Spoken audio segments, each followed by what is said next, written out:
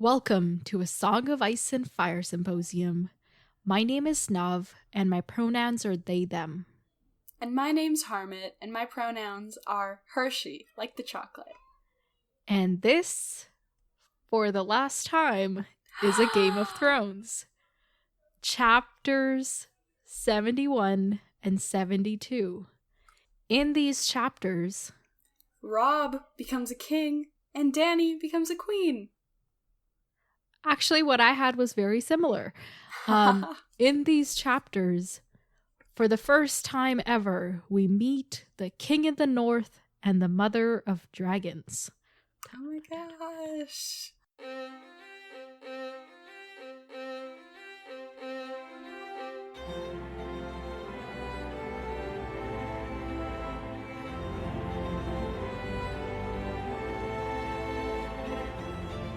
Welcome to the podcast, everyone.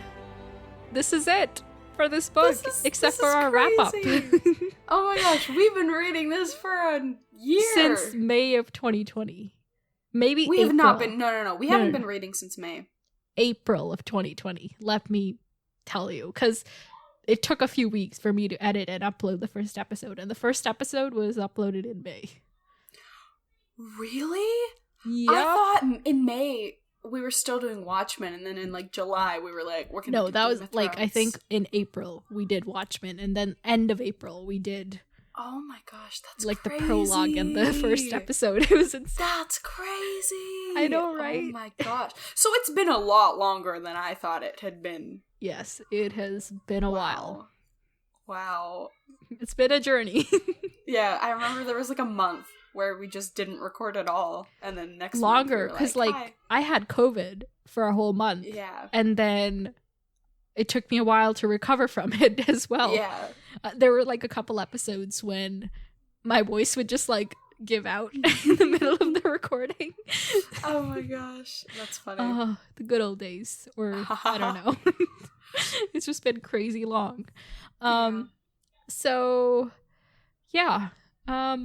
Welcome to this episode, everyone. I think I already said that, but I'm just so overwhelmed by the it's like graduating, moving on to our next level. That's so funny.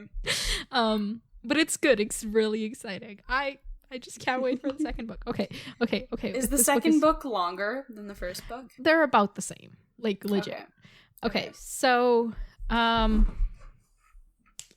what did you think of these chapters?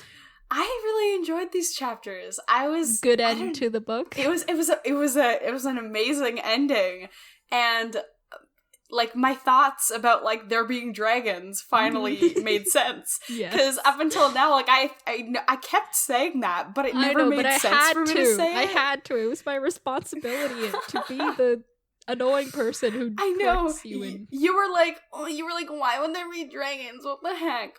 How could there be dragons? They've been dead for so many years. But the fact is that this is a very rare thing that she achieves. Yes, those were like fossils, and she brings living things from them.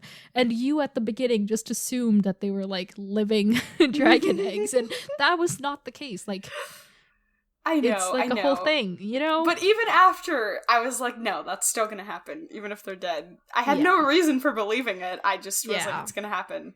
But I really enjoyed these chapters. After like Catelyn's chapter, I was a little bit like, okay, like that wasn't. It was a good chapter, but that wasn't like the second last chapter that I expected, But then we got to Dany, and I was like, oh, this is where George R. R. Martin was like, it's this lovely like thing of where we start with like the White Walkers and all this like fantastical stuff and end with dragons, ice to fire, and it's like sorry. Oh my gosh, a Song of Ice and Fire. Yes, that's crazy. Like before this last chapter, you almost forget that this is a fantasy series because there's so much like political intrigue, like there's that little bit with Jon and the White, and you're like, oh yes, right, that, but it's kind of like you're like, winter's coming, tra-la-la. But then you're like, oh my gosh, winter's here. And then you're like, wait, fire, what? Hello? Yeah. All right. Oh, I'm so excited. Okay. Give me a sec. I will open up my stopwatch. And you ready for the mesmerizing? Yes. Mesmerizing, summarizing. Oh my gosh, yes. The weird vocabulary we've developed over the course of this last year and a bit. Oh my gosh, yeah. Okay, ready? Yes. 3, 2, 1, go. Cool. Catelyn is at Riverrun, and she gets there and she sees her brother, and she's like, "Hey, yo, haven't seen you in a while."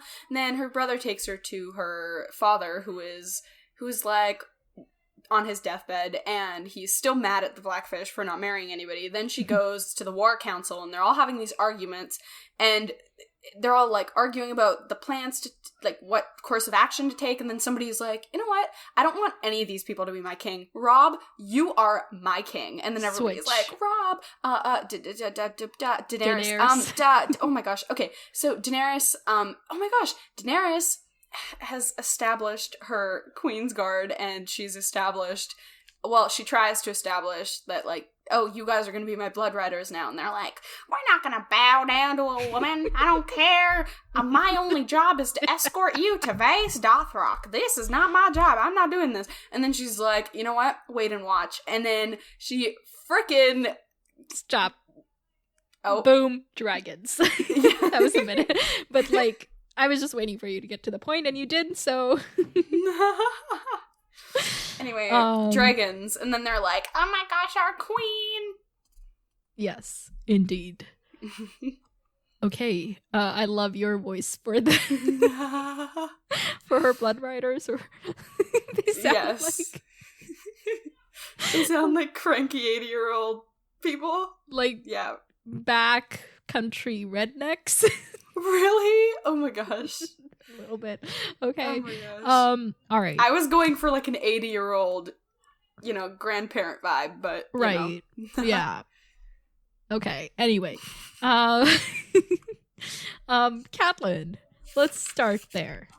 So we catch up with Catelyn while she's like approaching Riverrun in a boat, and she's remembering the last time she left on a boat with Rob as a baby, and now he's this grown man-child. I don't know, because he's still 15, but like they're like, "Oh, he's a grown man," and I'm like, but he's 15, Yeah, but he's also led a frickin' couple battles and won. Yeah, he's doing pretty crazy. Good. His resume's strong for a 15-year-old. Yes. Oh man, we should totally write resumes for everybody. Oh, I'm gonna note that down. Honestly, that's funny. We're gonna do that next episode. That's so funny. You know what would be so funny is if we were successful at like making it sound like normal things. Like we were like organized 1,500 associates. You know what I mean? Like making it sound normal, but really it's like a war. Yes. Great leader and no, what great with pets, That's true. Oh my gosh. Okay. Well, we are so doing this, but back to the chapter. Yes. Okay. I'm trying to see, I have this, the reason I talk so much is because I have this thing where I need to be in control all the time. You know this. I know this. But I'm trying to change this because I trust you. You're like, you're cool. So what? Here, we're going to practice now, okay? Okay. You're going to go through the chapter, and I'm only going to fill in the blanks. And whenever I start taking over, we're just going to pause and just like switch talking, okay? Okay. Okay, cool. So, okay, this is a lot of pressure. Okay. No, don't be pressure. It's like, it's a thing for me to work on. You're great. You always do good. Okay, cool. So, we start the chapter, and so Catelyn's there, and she's, like, they're moving, and Catelyn's just kind of in her head, and she's thinking all these thoughts. And she's thinking about, they get to the Watergate, and she's thinking about the Watergate, and she's like, this, I don't know how well this Watergate would hold up against somebody trying to, like, barge in. And she's like, dang, these are all the thoughts I have now. Like, my mind is just in a constant state of war. And I was like, dang, this is awful. And then, they kind of get there, and she's... Sata! ਚੁੱਪ ਕਰ ਜਾ ਮੈਂ recording ਕਰੀ ਜਾਂਦੀ ਆ ਥੱਲੇ ਜਾ vada So then they kind of get in and they get brought in by some people and we finally meet Sir Edmure for once and he's like, Catelyn, I'm sorry your husband's dead and we're gonna kill people for you and it'll be all great. And she's like, Ned isn't coming back, sir. And and she's like, will revenge bring him back? Yeah. And it's like, yeah, good point, Catelyn. And then she's like, where's my dad? Before that, like, the other thing she's thinking, like, she can't let herself grieve right now because it's too much, you know? Yeah, exactly. She has to be strong, and then she has to find her dad. And I'm assuming they, like, just found out, which is also I'm wondering, like, how the timeline exactly works, because the last time we left them, they were, like, at the Whispering Wood, just having won that battle, and they were, like, on their way to Riverrun, which was not very far at all. Yeah. I wonder how long the fighting took and, like, why they're just getting into the castle now. Like, did they camp outside for a little bit when they got the mess, and then that's when they got the message, and now they're, like, maybe they were just... Yeah, maybe they were also just, like, just trying to be safe and, like, careful. And then they also had to, like, fight the people at Riverrun, right? Like, the people... Yeah. Yeah. Yeah. Yeah, but, like, say... Like, they get there. They fight them a day and a night. I don't know. Yeah. And for me, for some reason, I thought it would be... I don't know. The fact that they already know that Ned's dead, I feel like that means that more time has passed, so they must have set up camp outside the castle for a little bit. That's true. They were probably playing it safe and not, like, instantly trying to go in. Yeah. Like just as soon as they got the there. Surroundings, yeah. Yeah, that's fair. Anyway, though. it's not important. Yeah, but just curious thoughts. And then Edmure is like, okay, cool, I'll take you to Lord Hoster, which is Catelyn's father. And, you know, Edmure's saying, like, yeah, the Maesters are saying that he's not going to be surviving for long. You know, at this point, Catelyn's like, what the heck? Like, my husband's dead, and now you're telling me that my dad is on his deathbed? Like, you couldn't have just told me this, like, you know, when you figured this out? She feels angry towards her brother, her sister, her brother, Ned, the gods, and then in the end, she's like, the reason I didn't get news about my dad was because I captured Tyrion. And then she's like, you know, blaming herself and is mad at her. Yeah. So and I'm like, okay. I know. I'm like, okay, but that was literally like one action out of like 100 that happened after that you didn't necessarily, you know? But I get it. She's in a state of, you know, she needs someone to blame. And right now, like, she's not totally blameless. Like, there were other options for her to, you know... Yeah, she didn't have to capture Tyrion. Exactly. Like, they could have gone a different way, but... It's not all up to her. Yeah, like, exactly. What Joffrey did is not at all. He doesn't care about Tyrion. Like, he's just a tyrant because he's who he is, you know? Yeah, exactly. Like, obviously her actions did cause some things, but it wasn't just her. But yeah, she's thinking about this, and then they get to Catelyn's dad, and he's not looking great. Like, the last time she saw him, he looked healthy, he was good, but now he's just not great. His hair's all white, and he looks frail, and he feels frail, like when she touches his hand. And he calls her my little cat. Yeah, and he says, I watched for you. And this was really touching because, I don't know if you remember, but in the last chapter, Catelyn talked about how she would watch for him when he would go out, like, to war or anywhere. And I was like, I don't know. Oh my gosh, I forgot about that. That's so... Oh my gosh, I totally ignored that. That's so cute. But yeah, they're having this moment, and she's kind of like, I'm so mad that you didn't tell me. And he's like, well, any form of communication I had with you could have been intercepted, so I didn't want to take the risk. And he's he's thinking, like, when the Lannisters, like, had us under siege, I was thinking I would never see you again, and I was so worried. And I was like, that's true. Like, but they reunited. Yeah, it's like, and it's nice. And she's like, hey, Dad, we have Jaime. And Hoster's like, yeah, you do. And then she's like, you know who's also with me? Rob and your brother. And he's like, oh, sorry, who's that? Oh, Rob, the one that looks like me. And she's like, and your brother. And he's like, sorry, who's that? No, not so much that, but like, oh, that dude. Yeah. And when he hears that the Blackfish came down from the whale, he's hopeful that Lysa came too. Yeah. But she didn't, and he's really sad about that. And he's like, I'd hoped I would have liked to see her before. Yeah. You know, ... before I die. Yeah, exactly. Yeah. And then he's like, he's literally about to die. I'll see he's Rob. Like, what about your brother? Sometime later, because I'm not in the mood to fight right now. Right? And he's still, like, he's literally, like Catelyn points out, he's literally about to die, and he's still holding this grudge because his brother didn't marry like he commanded. Yeah. And let me tell you, so the theory is that the Blackfish is actually gay. So that's why he's never married. Ooh, that's kind of fun. Yeah, it makes sense to me. And it's just funny to me because, like, yeah, like you said, he's about to die, and all he's remembering is this, like, some red wine girl, like, you know, like, you refused to marry her, and he's like, she's still waiting. And Catelyn's like, no, she, like, married several years ago and has, like, 3 kids, you know? And he's like, he doesn't remember all that. Yeah, he's like, whatever.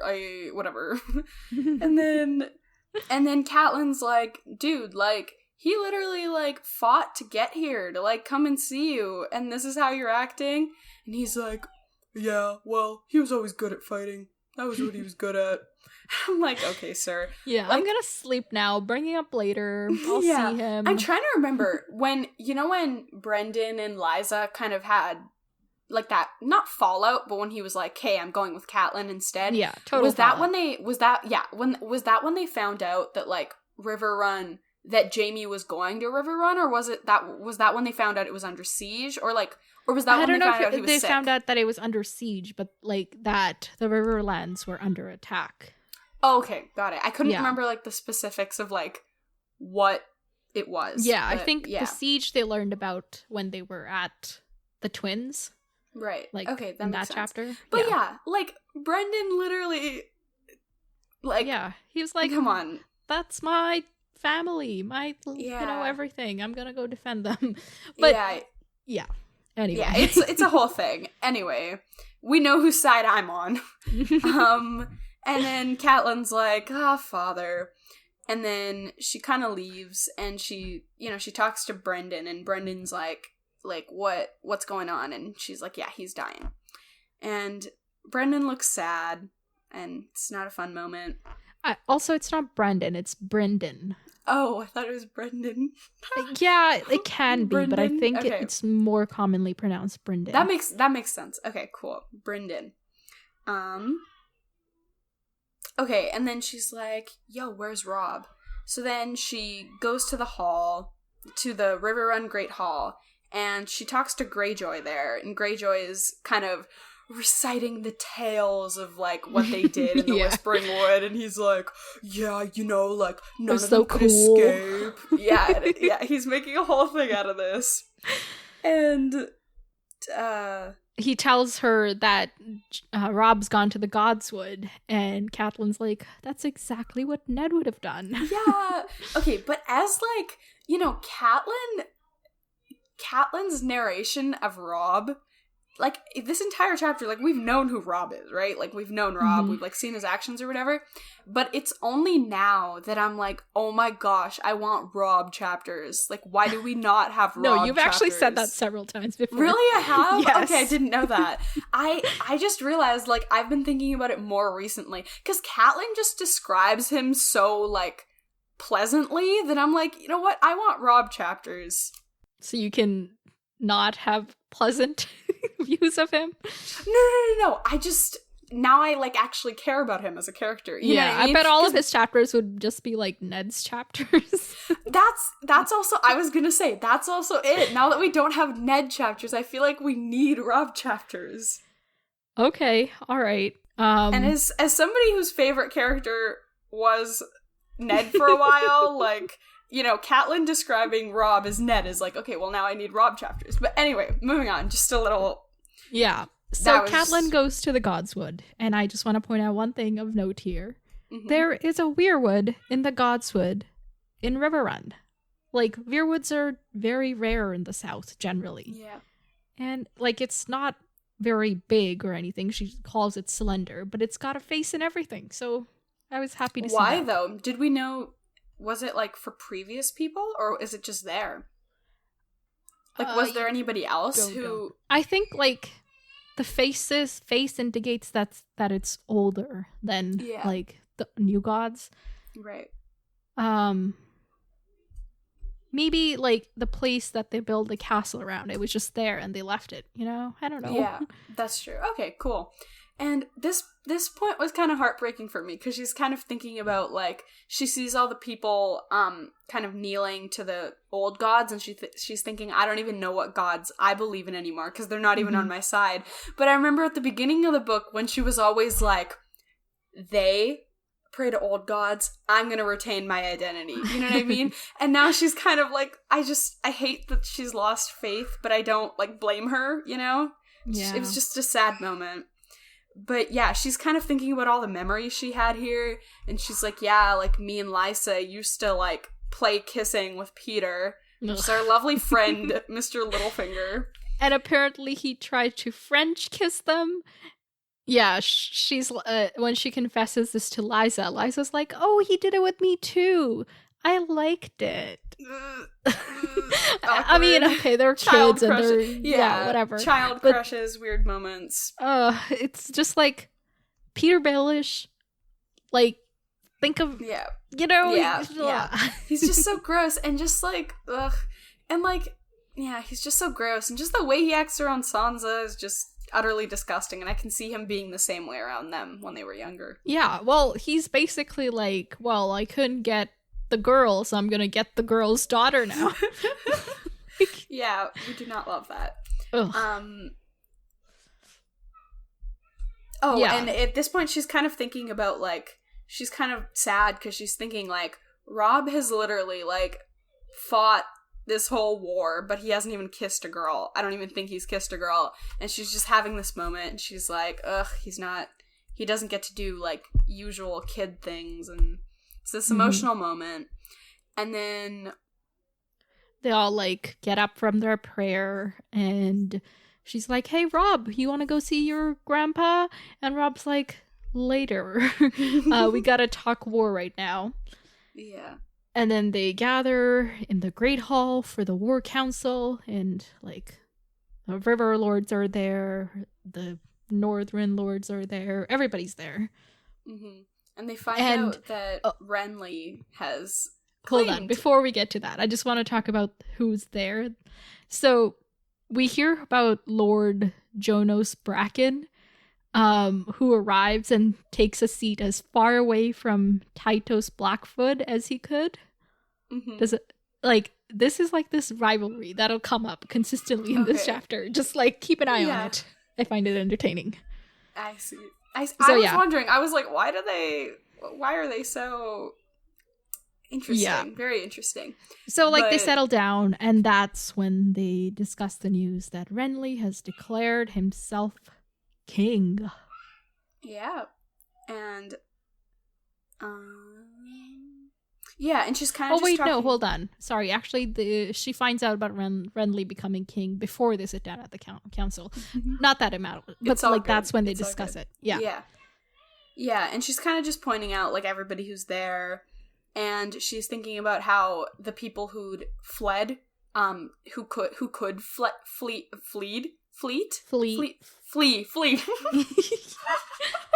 Okay, so the people who were able to flee did flee, flee from the siege. So all those people came back because they're like, oh my gosh, the Lannisters are gone. So that's nice. So now they have even more people, and it's great. And some of these, because so many people have died, like, some of these people who are kind of there on the council for their respective, like, family houses or whatever, are, like, I think one person she said is not even older than Bran, and I was like, these kids are... One of the Darys. It's, like, Sir Raymond Dary's kid. Yeah. I don't remember his name, but yeah. He's, like, 8 or something. Yeah, and he's sitting on this war council. Well, he's the Lord now. Oh my gosh. Yeah. So, okay, let's talk about what their arguments are. So some of the lords want to march straight on to Harrenhal, like right away, and, you know, end Tywin's power there. Other people are like, no, we should, like, hang back, wait for everybody to, like, recoup, and then once we're rested, we can figure it out. Yeah. And then it says, what Blackwood urged, Bracken opposed, as ever. There's that rivalry again. Yeah. And Bracken's like, well, we should pledge fealty to King Renly, obviously. And then, interestingly, Robb is like, yeah, but Renly's not king. Joffrey killed my dad, and that makes him evil. I don't know that it makes Renly king. And I was like, why are you literally Ned? What the heck? Yeah, and he was like...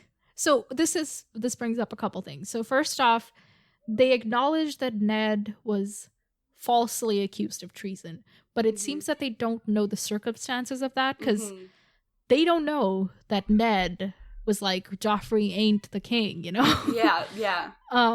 And he's still because like, well, all the people he said that in front of were either died or are just, like, in the city on their watch side. Yeah. And so he's like, okay, well, obviously we can't bow down to Joffrey because he killed my dad. So once we kill him, Tommen will be next in line. And then somebody's like, yeah, but Tommen's also a Lannister. So, like, we don't want him. They're kind of like, some people are like, we have to kill the root of the problem, which is the Lannisters. But Robb's like, but we can't, like, that's not... Then they kind of, I feel like they kind of have this crisis of, like, what are they fighting for? Like, why... Like, what's the war for now, you know? Yeah, and also, like, Lady Mormont points out that Stannis is older than Renly, so he should be the one that's next in line, like, if we disregard the kids, you know? And the other dude's like, yeah, but Renly already has an army, like... Yeah, if we join him, we'll be able to overtake, because there will be, like they point out, it would be 5 of the 7 great houses, which would... Yeah. 6 of the 7, like 6 if the Arryns bestir themselves, as he says. Yeah. Which is unlikely, but I don't think we'll count on that. Yeah. And then, like, he's like, well, yeah, well, what does Stannis have against, like, an army of a bunch of people, like, 6 houses? And Robb, so much like Ned, is like, he has the right. And I'm like, okay. Yeah.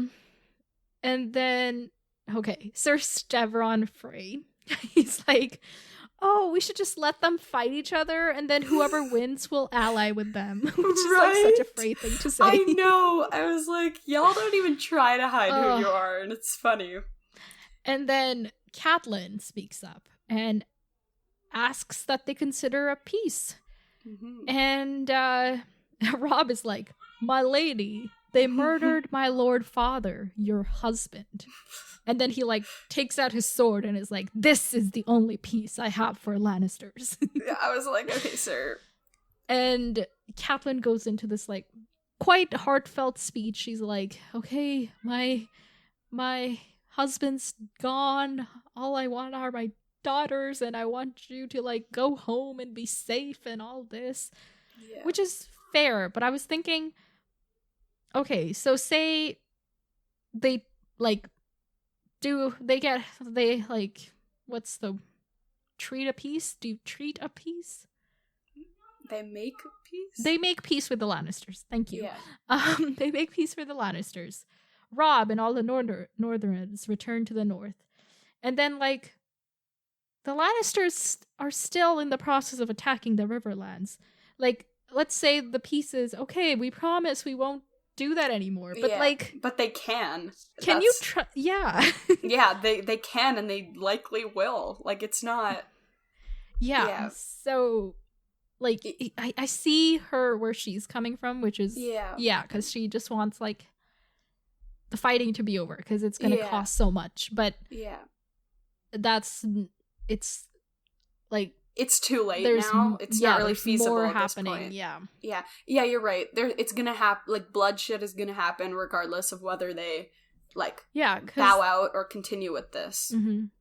Yeah, and that's kind of what the Riverlands to defend for themselves. Yeah, exactly. And that's kind of what Brendan points out too. He's like, you know, unlike the other people who are like, oh, you're a girl and you don't get it. But Brendan's like, you know what?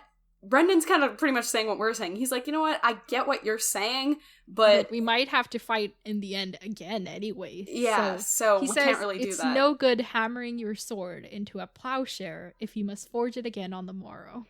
Yeah, and I'm like, yeah, you're right. Like, how long is it gonna last? Because right now, like, you kind of have the upper hand, but then it doesn't change the status quo. Like, the Lannisters are still in power, and they're still like gonna do whatever the hell they want, you know?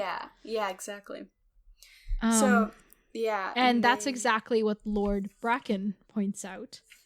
And Lord Karstark is like, what about my kids who died for your son and in this war? Like, their death will be for nothing if we just give them peace now, right? Yeah. And when Lord Bracken's like, yeah, I agree with that, and Lord Blackwood also agrees, Catelyn's like, oh my god, the Brackens and the Blackwoods agreed? Yeah. But I mean, it's just so, like, they're not gonna oppose them on this. Yeah.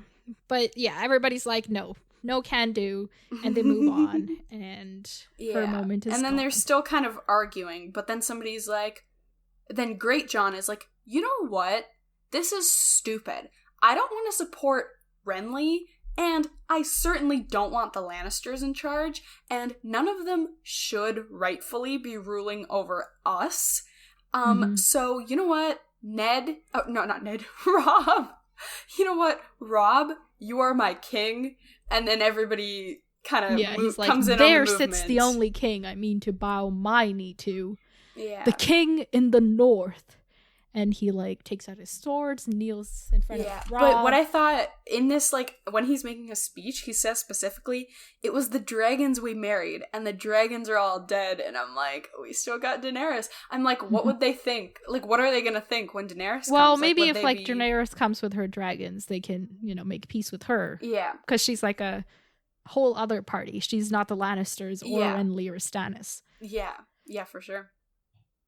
But yeah, then everybody's kind of like, King in the North, King of Winter, King in the North. And it's, I don't know why I chose it that way. They start chanting, everybody kneels, and that's the end of that chapter. Yeah, very interesting. But, okay, wait, so right at the end, you know that chapter with, I think it was the last Bran chapter, where we got all that, like, history?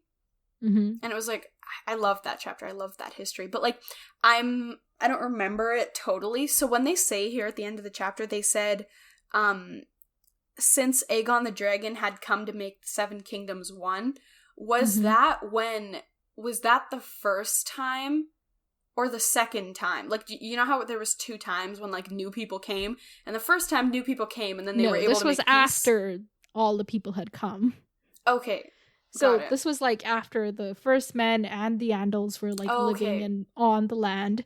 And then the Targaryens came. Like, this was only 300 years ago. Like, the Andals came a few thousand years ago, and the first men came several thousand years ago.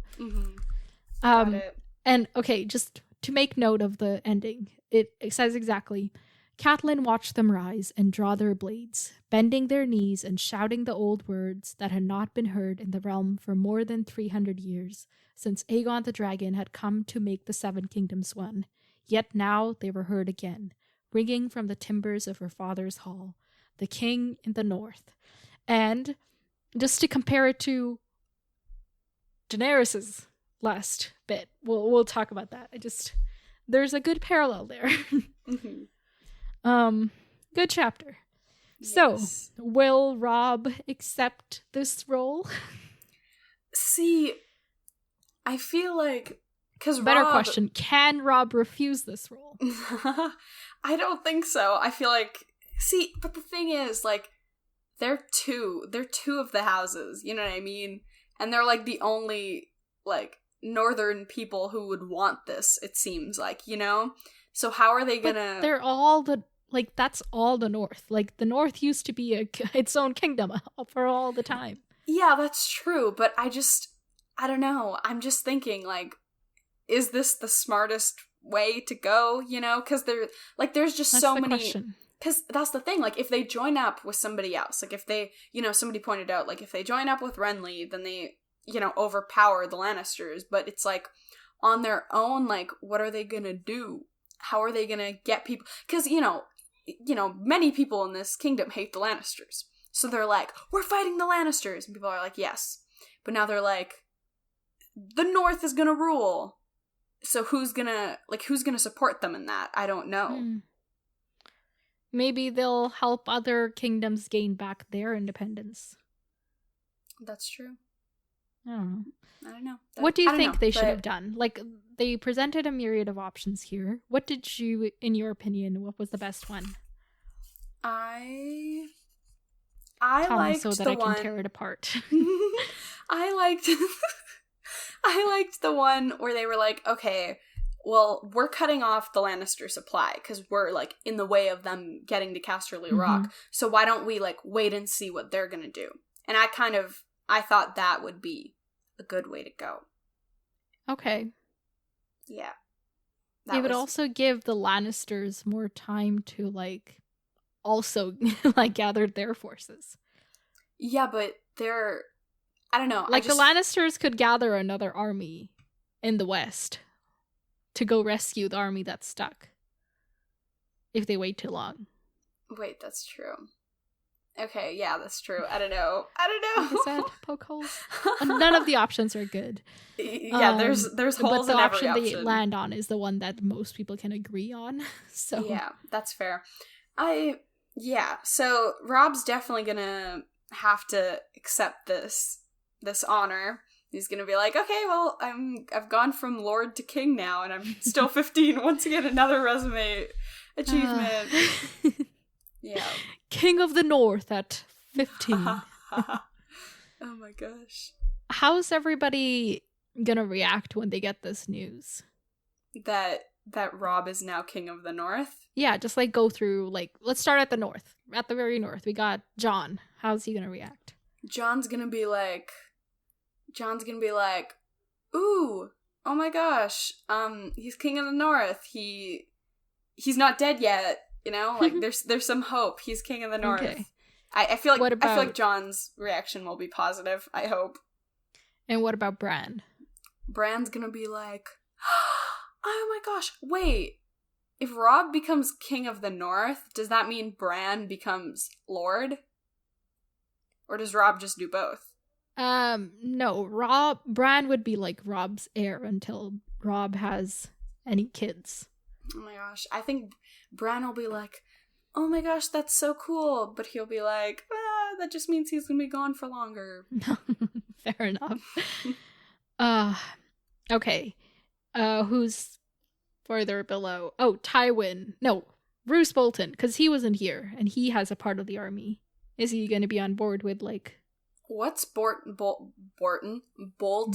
background? Like, was he part of, like, the... he's the northern. He's one of the northern people. Okay, yeah, I think he'll be good with it. He'll be like, yes, we are the North. And, Walder Frey?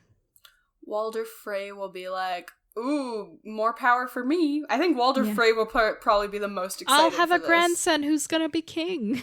Yeah, exactly. He's supposed to marry one of his daughters. Exactly. I think Walder Frey will definitely be the most happy about this moment. He'll be like, I made a good deal. Did you see that deal? But it's also, like, drawing this big target on Robb's back. From, like, right now they were just fighting the Lannisters. Now he's fighting Renly and potentially Stannis and anybody else who wants to claim, like, the Iron Throne. Yeah, that's true. That's why I was saying earlier, I was like, him fighting the Lannisters is, like, affable, but now him fighting for himself is like, you know, anybody who doesn't want to support him, it's like, well. Mm-hmm. Okay, and Tywin. Tywin's gonna be like, this boy, what the heck? Tywin's gonna be like, but actually no, I think Tywin might be happy with that, because then that means that his enemies are even more split up. Because I feel like at this point, Tywin's probably thinking that Robb's gonna join either Stannis or Renly. So I think Tywin actually might be happy with this. Okay. How about, like, Tyrion, Cersei, Joffrey, Sansa? Oh my gosh. I don't know. I did not think this in depth about what their reaction is going to be. Okay. But, so like, Tyrion, I'm asking now. Yeah. Tyrion is going to be like, well, Tyrion's going to be... Haha, in your face, Dad. I don't know. I think Tyrion... I don't know how Tyrion's going to react. I don't know. Okay. What about Cersei and Joffrey? Cersei will be like, what the heck is this kid doing? What does he think he is? Just because he captured my brother once, he thinks he can be king. And Joffrey is gonna be like, now I have to go kill this man. Okay. And Sansa? Sansa's gonna be like, I don't know. Okay. I don't think Sansa, I don't even know if, like, are they going to tell Sansa? Well, no, Joffrey's going to try and brag to Sansa, so Joffrey's definitely going to end up telling her. I think Sansa will just be like, in your face, Joffrey. Like, in her head. I don't think she should say it out loud, but she'll be like, in your face, Joffrey. My brother's coming. All right. Okay. Next up is Stannis. I know you don't really know anything about him, but if you were to imagine his reaction, what would it be? I think his reaction would be like, you have no right to this. You are wrong. I feel like he's also probably someone who's like, this, like, you know, this isn't your birthright. This isn't right. Blah, okay. Blah, blah. He's another one of them, Ned Starks. I realized I've missed the Eyrie. How's Lysa gonna react to the news? Is she gonna be compelled to join them, or... No. Lysa's gonna be like, I'm taking care of my son. Alright. I think the only person that's left is Renly. Renly? Ooh. Renly's probably gonna be mad, because he's gonna be like, sir, we could have joined forces, and now you had to go and fight me. Renly might try and, like, send someone to be like, hey, Robb, join me, bro. Don't do this.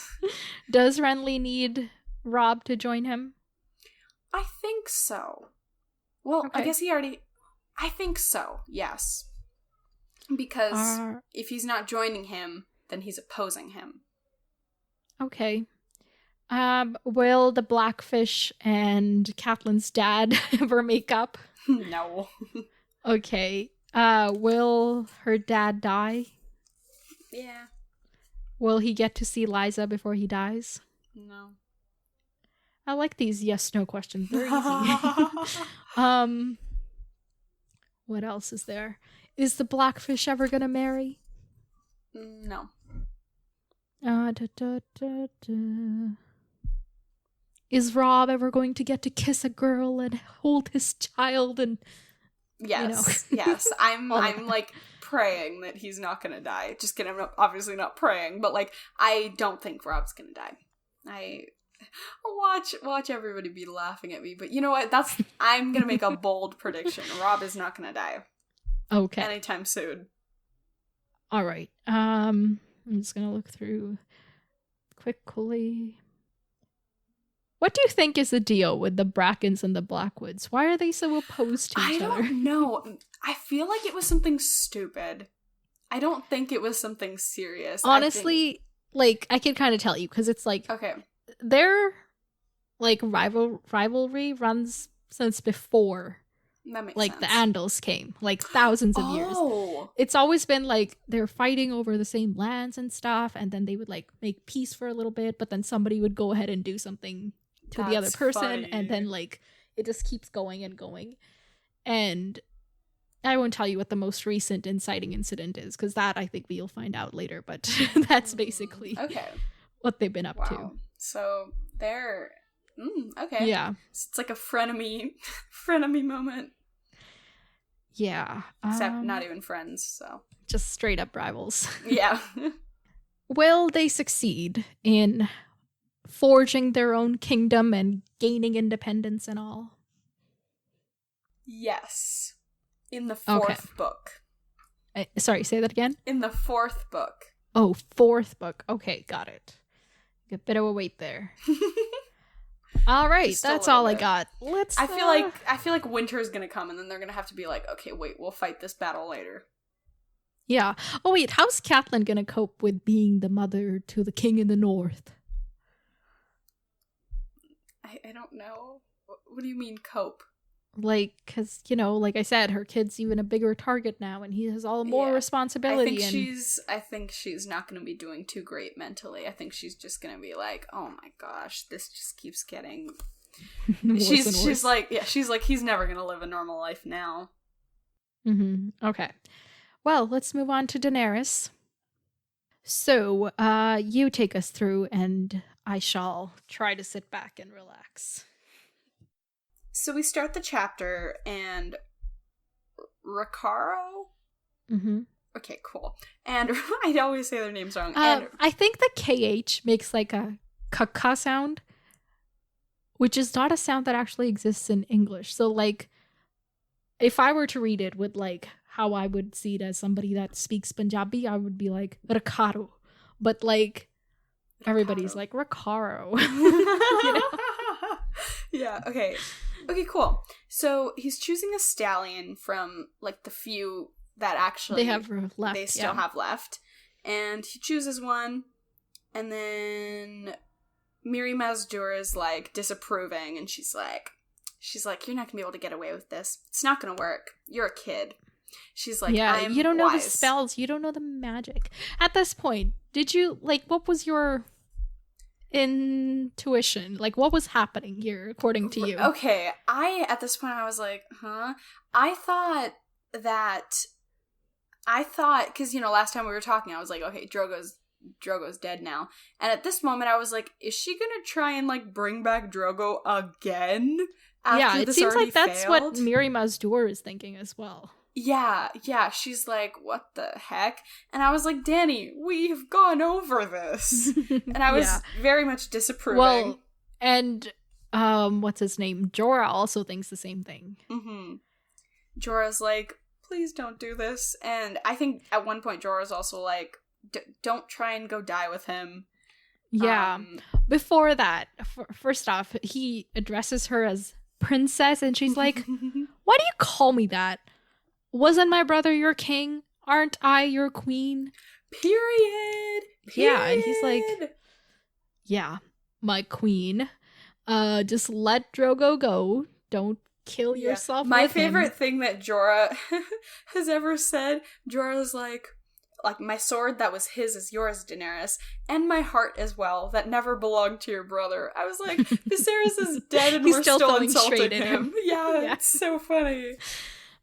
It's good, yeah.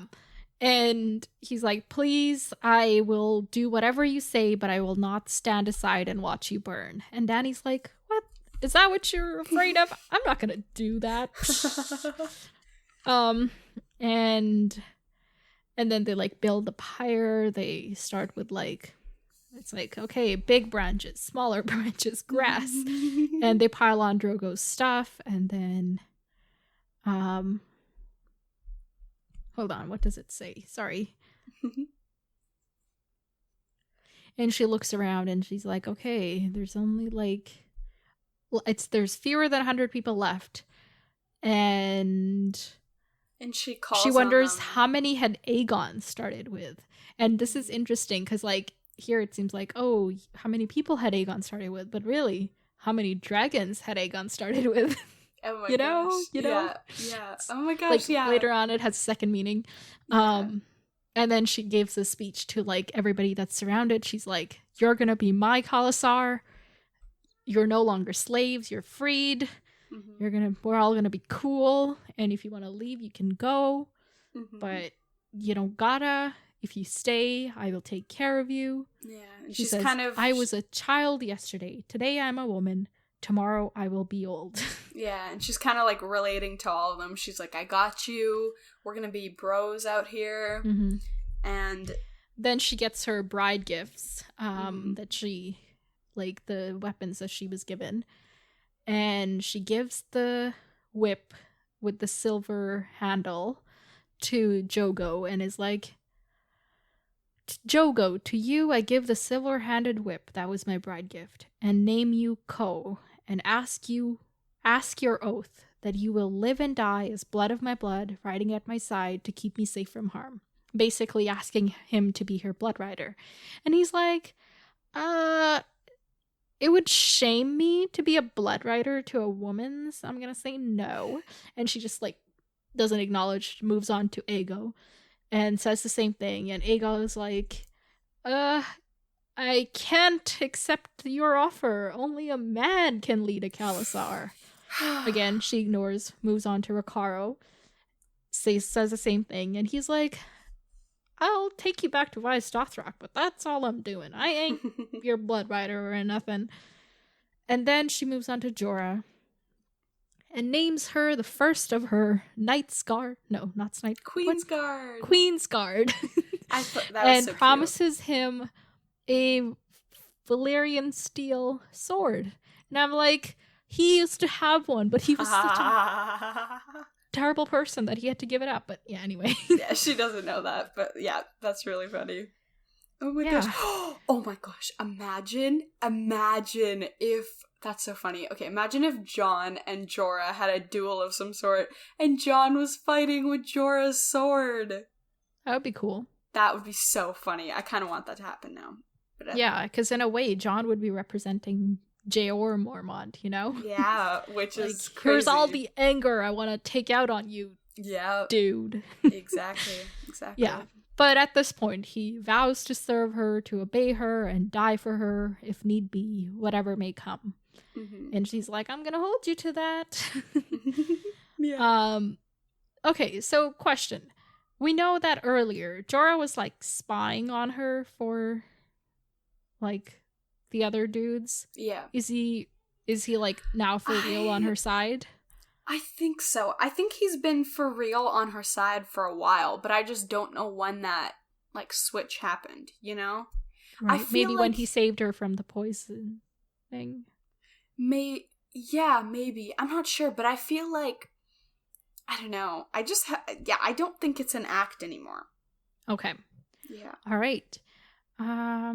And so she names him the first of her Queen's Guard and looks around and everybody's like staring at her like she's gone mad. And then she goes, takes a bath, gets dressed and all pretty. And then she bathes Drogo and like braids his hair and gets him ready. Mm-hmm. And this is like totally besides the point, but like she's adorning him with all like this gold and silver and precious metals and stuff. And I'm like, you could actually use those because you're like, you know, you don't got nothing right now. Like, at the end of this chapter, she's got dragons, but, you know. But still, like, dragons aren't gonna be your currency. Yeah, exactly. Yeah, but yeah, anyway. What I thought was interesting is she's like, when she's still kind of, like, cleaning Drogo up, she says, like, how many men could die with their hair uncut? And I was like, that's funny, because the reason for usually these men's death is also the reason for their hair being cut, you know? Right. Well, I think their hair is cut if they, like, fight, lose, and survive. Oh, it isn't cut if they die? I don't think so. I thought it was, like, you know, you, like, shame them after they die because they died fighting. Right. I guess maybe not. I don't actually know, because he didn't die in, like, a fight. He died... Yeah, because I thought, like, oh, if you die from a fight, your hair still gets cut after, because you shouldn't be allowed to go to heaven with your hair on. Like, do you know what I mean? Because you lost. Right. But okay. I don't know. All right. Anyway, I don't know either. Very random thought.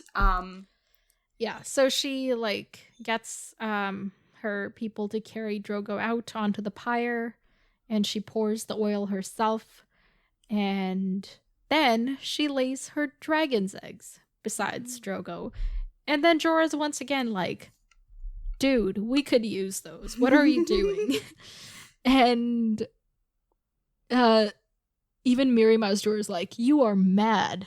And Dany says, is it so far from madness to wisdom? And I was like, yes. Right? Me too. I was like, Dany, yes. That's not even, rhetorical questions. And for somebody whose dad was named the Mad King, you should be considering this a little bit more. Yeah, exactly. Like, usually rhetorical questions, like, you're supposed to be rendered speechless. But with this one, I was like, no, I have an answer. The answer is yes. But yeah. But then she tells Jorah to bind what's her name? Miri also. So Miri is also gonna be sacrificed.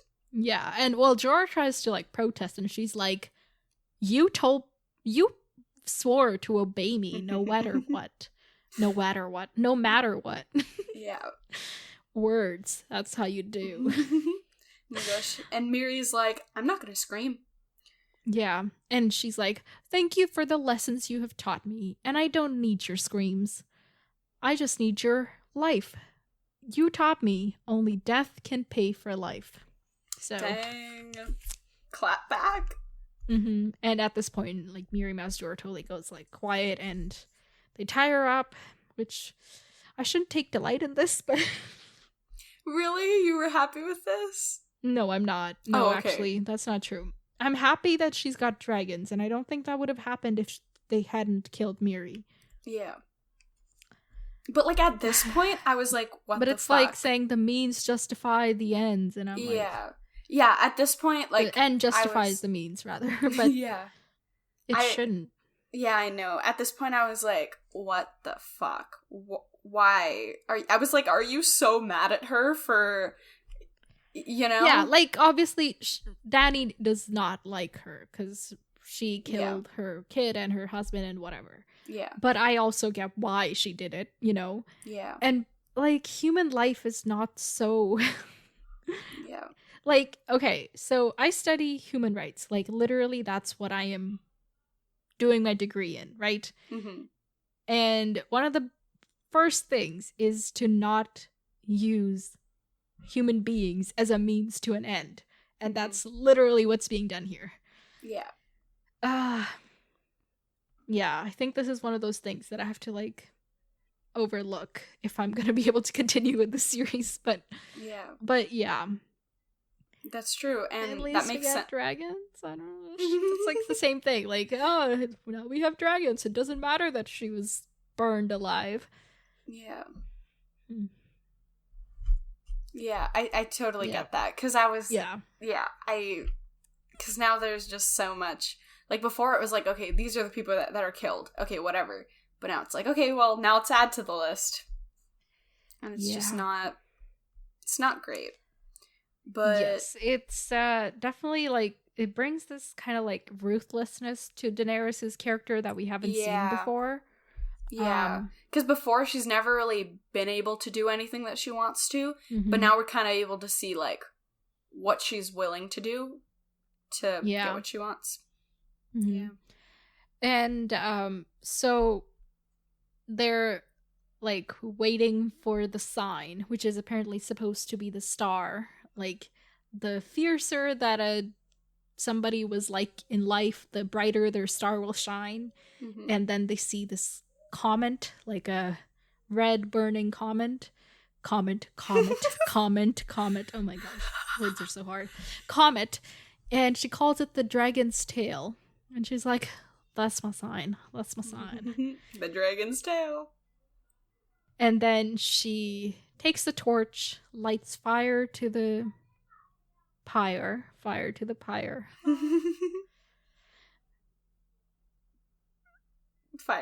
Sorry, yeah. And then I was like thinking, higher, liar. You know, all the rhymes. And it was like... That's funny. Okay. Yeah, so it starts burning. Miri Mazdur begin singing to like deal with it, because I don't want... And what happens? So like it starts like really, the fire gets really big and hot, and people start backing off, and Dany backs off a bit, but then she's like, I can deal with this. I am the blood of dragons. And hold on, what else happens?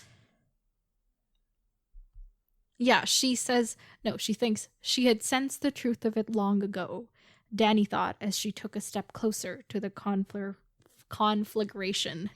So she's like being drawn to it, actually. And she's remembering back to when she put the eggs in the fire earlier, and she's like, that fire wasn't hot enough.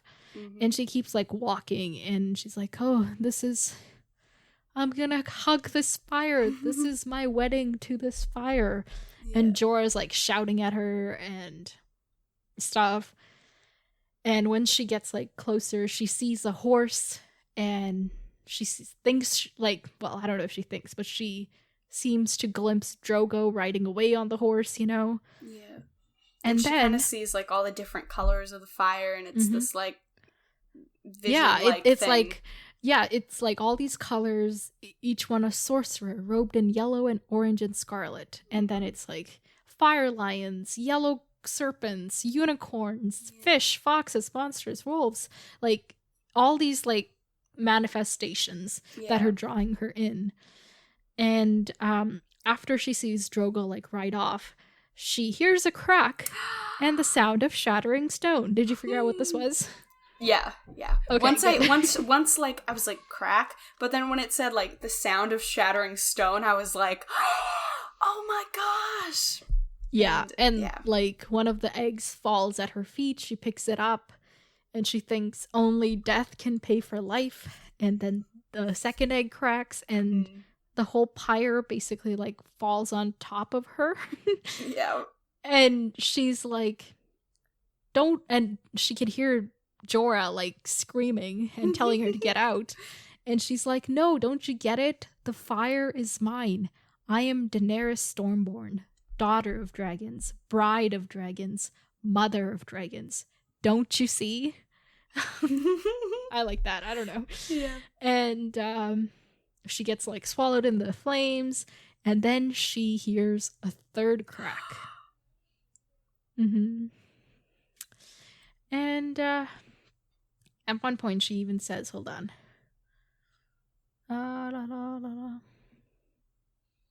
I liked, unafraid, Dany stepped forward into the firestorm, calling to her children. Yes, that's what I was looking for. Thank you. It's right in front of me. Yeah, I just like that. And when she calls to her children, that's when the third egg cracks. And it's nice, because she's supposed to be, like, infertile now. So it's like, oh, well, she has dragons. Yeah, and you'd said she won't have human, biological kids, something along those lines. And I was like, you don't even know. I didn't want to. All of my predictions, it's really funny. The only predictions I get right are the ones that I don't really have a rationale for. Like, because then you were like, how the fuck is she gonna have, like, dragon kids? And I was like, I don't know, but, like, she is. You know, it's all the ones that I can't explain. Those are the ones that end up being it's right. Mostly because I keep questioning them. See, so now you know that I question all your actual and all my fake moments. Well, not feel like the theories that come true, I question those as well as the ones that don't. But the ones that don't come through, I feel like you question them more ruthlessly. Like, you're more like, huh? You know? For the ones that like don't happen. I gotta keep a balance then to not give it away. No. It's I can't tell until after. Okay. So it's fine. Okay. I'm not gonna pretend like I'm smart enough to tell the difference. Yeah. The third crack was as loud and sharp as the breaking of the world. And this reminded me a little bit of the story where her handmaidens were arguing how, like, there used to be a second moon that cracked open, and that's where the dragons came from, you know? Oh my gosh, yeah! Oh my gosh. It's all foreshadowing, kids. Yeah, so it's, that's cool. And not cool, but like... It's it is hot, cool. And but all that happens, and then it says, when the fire died at last, and the ground became cool enough to walk upon, Sir Jorah Mormont found her amidst the ashes, surrounded by blackened logs and bits of glowing ember, and the burnt bones of man and woman and stallion. She was naked, covered with soot. Her clothes had turned to ash, her beautiful hair all crisped away. Wait, I missed the hair part. Oh, yeah. Wait, so she doesn't have hair anymore? Yeah. Oh my gosh, how did I miss that when I was reading? You know it now. Yet Yet she was unhurt. The cream and gold dragon was suckling at her left breast, the green and bronze at the right. Her arms cradled them close. The black and scarlet beast was draped across her shoulders, its long, sinuous neck coiled under her chin. When it saw Jorah, it raised its head and looked at him with eyes as red as coals.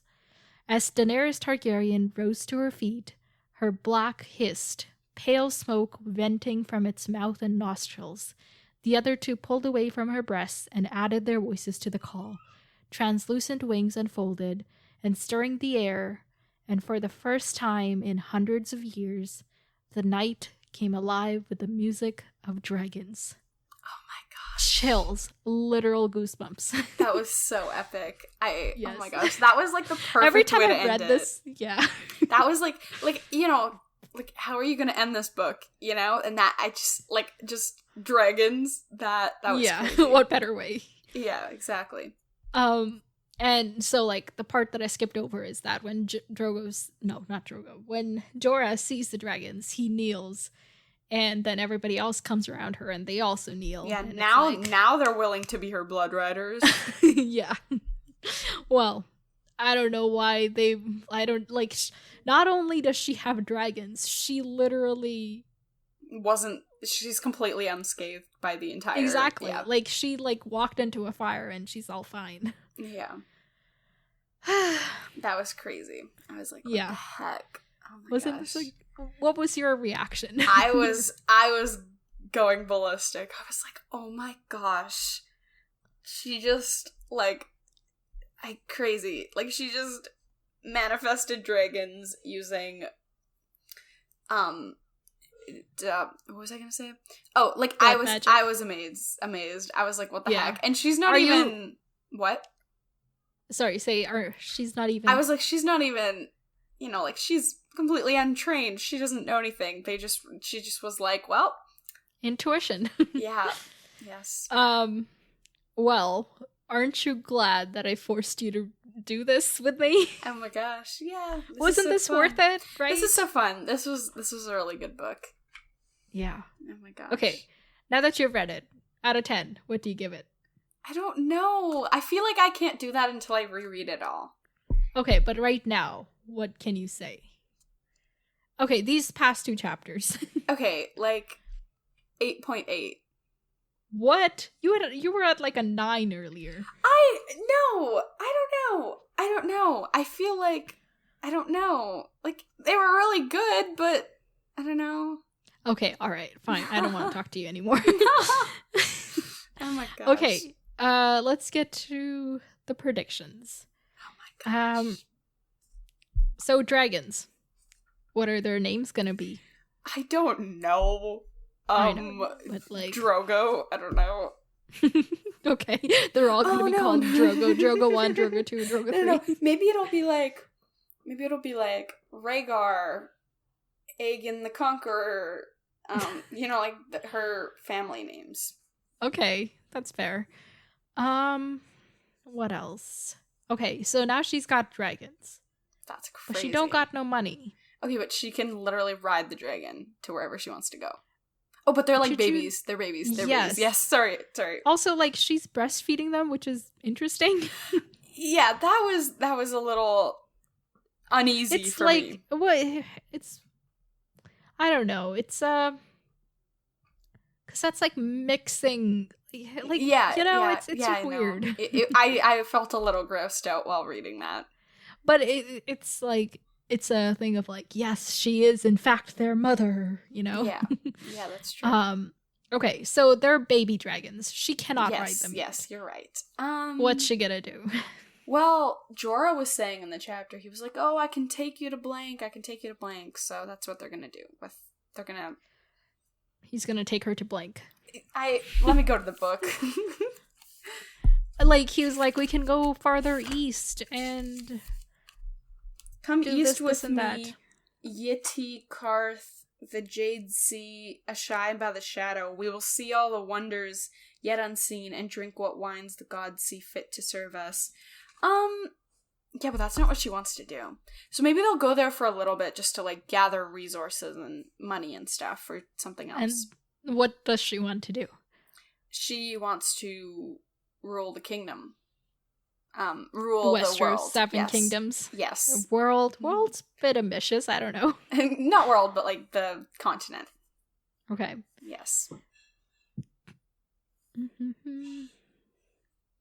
And I feel like now that, like, you know, she has people who can literally say, like, yeah, this lady literally was in the middle of this gigantic fire and she was fine. And she has dragons. So now she can, like, get people because people are actually going to be like... there's, like, a myth surrounding her. Yeah. So people will actually, like, you know how I was like, oh, she has to join a Khalazar? Now she can just kind of expand what she has because now she has all these people who are saying, yeah, this lady is freaking... Right. All of this.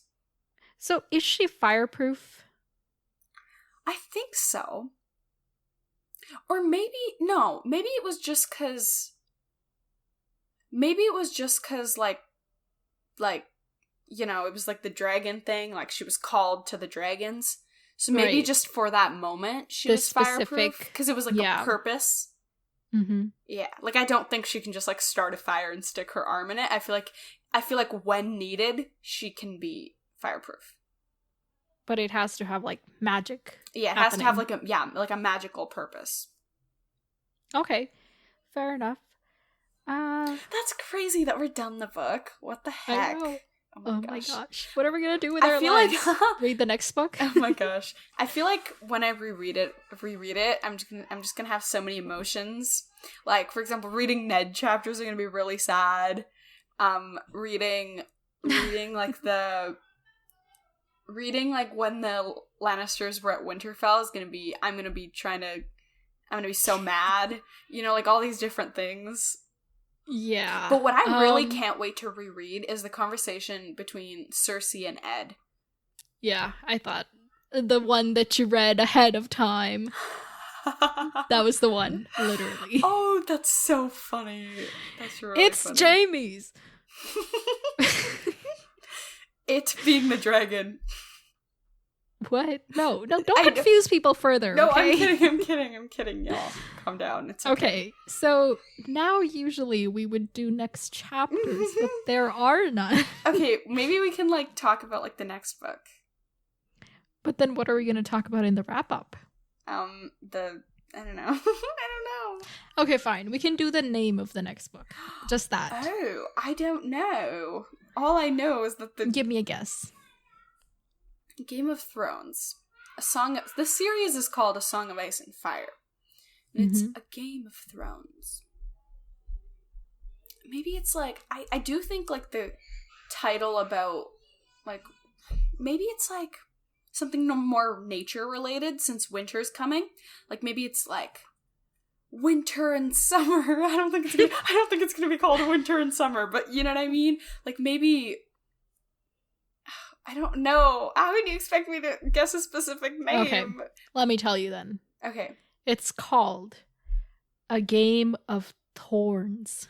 No, it's not. I know it's not. I just wanted to make that joke. I thought you were gonna tell me. You're so mean. I'm so excited. It's actually called. Oh my gosh, what's it called? What's it called? I'm so excited. What the heck? When I hold something up, is it backwards to you? Probably. But I can read it. Oh no, it's perfectly straight. Okay. Oh, I think it inverts it so that when you hold something up it won't be backwards. Okay, ready? It's black. Okay, yeah. Yes. George R.R. Martin. A Clash of Kings! Ooh! Cool. And, like... Oh, that makes sense! Because... There's, like, 3 kings Joffrey, now. Renly, potentially Stannis. Oh my gosh, there's 4 people. What the heck? That's crazy. And do you see what I mean? Like, it's about the same. Yeah. Yeah. Right? Yeah. Oh my gosh, that's crazy. Okay, so this was the sword. What was on it? It's like the crown? Yes, there's a crown on it. Gosh, that's crazy. And I have to arrange for you to get this book in the next couple weeks. Oh my gosh. No, I have 3 weeks, actually. Do I have to get the physical book? You'll be getting this book. This very book. Yay! Look, I put start tabs on there, Oh my gosh. appendix tabs, and a maps tab. But when you like actually get it, don't go to the maps or the appendix. Okay. Just start at the start, okay? Wait, there's a new appendix? And new... Oh, I guess because more characters. And a new map? There's a don't read the back thing. Oh, that reminds me. Why don't you read the back of your book? Because I forbade you from doing it before. Okay, wait. A Song of Ice and Fire, book 1. I always expect... Wait, I don't need to read it out loud. No, don't read the reviews. Like, read the summary. Okay, I'm gonna read the whole thing. Okay, fine. Who's Robert Jordan? I don't know. Some dude. Read it out loud. Oh, in A Game of Thrones, George R.R. Martin has created a genuine masterpiece, bringing together the best the genre has to offer. Mystery, intrigue, romance, and adventure fill the pages of the first volume in an epic... Where was the romance? Right? That's exactly what I was thinking. That? Exactly. I was like, what? Okay. An adventure fill the pages of the first volume in an epic series sure to delight fantasy fans everywhere. In a land where summers can last decades and winters a lifetime, trouble is brewing. The cold is returning, and in the frozen wastes to the north of Winterfell, sinister and supernatural forces are massing beyond the kingdom's protective wall. At the center of the conflict lie the Starks of Winterfell, a family as harsh and unyielding as the land they were born to. Sweeping from a land of brutal cold to a distant summertime kingdom of Epicurean plenty, here is a tale of lords and ladies, soldiers and sorcerers, assassins and bastards who come together in a time of grim omens. Amid plots and counterplots, tragedy and betrayal, victory and terror, the fate of the Starks, their allies, and their enemies hangs perilously in the balance as each endeavors to win that deadliest of conflicts, the Game of Thrones. Oh my gosh, that's crazy. Okay, wait, there was one part. Do you agree with the review at the top? I always expect the best. Well, I don't always expect the best because I didn't know this author, but definitely delivered. The writing was really nice. So I agree. There was no romance. Like, there was definitely no romance. Is this person referring to like all the time Sansa was like, "Oh, my dear Joffrey"? Yeah, literally, like the only romance we got was like that one scene where Cersei and Jaime were like, "Oh my gosh," and then wait. When they were having sex? Yeah, that was literally it. But they were, like, talking about, like, plots against the king. Wait, you're right. Even, like, you're right, that's true. It was, like, business. That's true. I think that was the same thing that happened with... Maybe, like, when Ned and Catelyn were together. Yeah, but that was... They would always talk about the same stuff. Like, maybe... I know, okay. Yeah, I don't even know. I don't think we ever had a romantic encounter. I know. When they found the wolves... Love at first sight. That's funny. Yeah, I don't think we've had a single romantic encounter in this book. That's funny. Yeah. I think they just really needed to sell to the romance fans. Okay, wait. There was one part that I wanted to talk about. Sinister and supernatural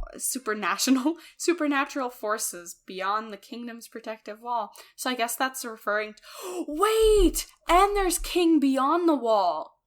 Yes. Wait. Mance Rayder. So we have Mance Rayder, we have Robb Stark, we have Joffrey freaking Lannister, we have Baratheon. So that's 5 people. And then Daenerys is queen. And we have 6 people. What the heck? This is gonna be a mess. I'm scared. How are they gonna... See, because the beginning of this book was just exposition. And then, like, the second half of the book, we, like, actually had stuff happen. But now I feel like, now it's just the entire book is gonna be just things happening. That's crazy. Honestly, the second book, I've told you this, in my opinion, it is the most underrated book of the series. Yeah. I'm so looking forward to reading it. Oh my gosh, I'm excited. I am ready to go. Oh my gosh. Okay, wait, so you said we have to wait 3 weeks? Okay, so I'm gonna tell folks the plan. So next week, by next week, you're gonna reread the whole book and, like, form opinions and, like, be like, oh, I didn't even notice that the first time. And then I'll be like, but I pointed it out because I was on top of all of that. Okay. And then... the week after, we're gonna read a short story called The Hedge Knight. The Hedge Knight? Yes, that's the name of the story. Interesting. people listening know. You don't, which is the point. And we are going to have Christina as our guest star on that. Oh my gosh. Applause. Yeah. And the week after that is when we will start on the second book. That's exciting. Oh my gosh. Okay, Yay. I'm so cool. So, okay, yeah. Come up for the wrap-up episode, because we're gonna test Harmat's knowledge of the book with some trivia, ask her some questions. We're doing trivia? About some we're doing theories. trivia? Wait, that's next week, right? Yes. Okay, cool. Watch me. Oh my gosh, Kate. Oh my gosh. This is gonna be fun. Alright, anything for you to add? I don't think so. Thanks for listening, y'all. Keep listening. Don't give up on us, because things are only gonna get cooler. Yes. or hotter if it's still summer. But I think winter's coming, so they're gonna get cooler. Okay. Oh yes. Follow us on Instagram at Pop Culture Symposium, and our email is popculturesymposium@gmail.com. Gosh. Otherwise, until next time, farewell, my friends. Talk to you later.